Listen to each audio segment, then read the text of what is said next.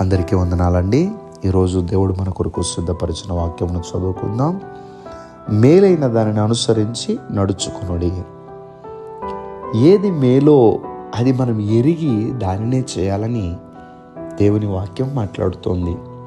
ఈ చదివినటువంటి వచనంలోనే ఒక సందర్భం మనకు కనిపిస్తుంది. ఎవడును కీడునకు ప్రతి కీడు ఎవనికైనాను చేయకుండా చూచుకునుడి. ఎవరైనా మనకి కీడు చేయాలని ప్రయత్నం చేస్తున్నప్పుడు ఆ కీడునకు ప్రతి కీడు చేయొద్దని దేవుని వాక్యం మాట్లాడుతోంది. అంటే మన మనస్సును ఎంత స్వాధీనపరుచుకోవాలి. ఎవరైనా మన కీడు తలపెట్టినప్పుడు కోపం వస్తుందండి, రాదా? నన్ను దెబ్బ కొట్టాడు కనుక కనీసం నేను తిరిగి ఒక దెబ్బను కొట్టాలనేటువంటి తలంపు వస్తుంది మానవునికి. అయితే దేవుని వాక్యము చాలా ప్రత్యేకంగా ఉంటుంది. ఇలాంటి మాటలు మనకెక్కడ దొరకవు.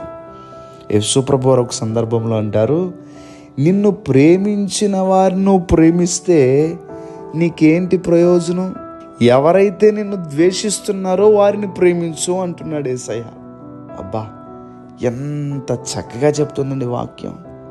ఇది వినడానికి బాగానే ఉంటుంది, కానీ ఆచరణలో పెట్టడానికి మాత్రం చాలా కష్టం. మనల్ని ప్రేమించిన వారిని మనం ప్రేమించగలుగుతాం, కానీ ద్వేషించిన వారిని ఎలా ప్రేమించగలుగుతామండి? అందుకని భక్తుడు అంటున్నాడు, మేలైన దానిని అనుసరించి నడుచుకొనుడి. అంటే ప్రేమించేవారిని అందరూ ప్రేమిస్తారు. ఎవరైనా నీకు సహాయం చేశారనుకో, ఎవరైనా నిన్ను ప్రేమించారనుకో, నువ్వు వారిని ప్రేమిస్తావు. ఎవరైనా నీతో స్నేహం చేశారనుకో, తిరిగి వారితో స్నేహం చేస్తావు. కానీ దేవుని వాక్యం ఏమంటుందంటే, నిన్ను ప్రేమించిన వారిని కాదు నువ్వు ప్రేమించటం, నిన్ను ఎవరైతే ద్వేషిస్తున్నారో అలాంటి వారిని ప్రేమించు. యేసు ప్రభు వారి యొక్క మాటలు చూడండి. ప్రియ దేవుని బిడ్డలారా, మన మనస్సు అలా మారిపోవాలని దేవుని యొక్క వాక్యం మనకు నేర్పిస్తోంది.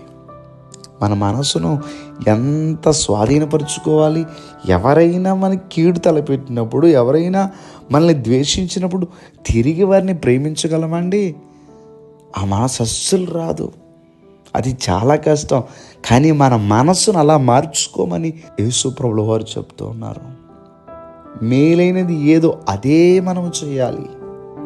ప్రియ దేవుని బిడ్డలారా, ఉదయకాల సమయంలో అలాంటి మనసు కావాలని దేవుని వాక్యం మనతో మాట్లాడుతుంది కనుక ఆ మేలైన దానిని చేయగలిగిన మనస్సులు మనందరికీ కలుగును గాక. ఆమేన్. ప్రార్థన చేసుకుందాం. సర్వాధికారి అయిన దేవా, మీకు వందనములు. మేలైన దానిని అనుసరించి నడుచుకోమని మీరు మాకు నేర్పించారు. మమ్మల్ని ప్రేమించిన వారిని మేము ప్రేమించటం కాదు, మమ్మల్ని ద్వేషిస్తున్న వారిని కూడా మేము ప్రేమించగలిగిన మనసులు మాకు కావాలి తండ్రి.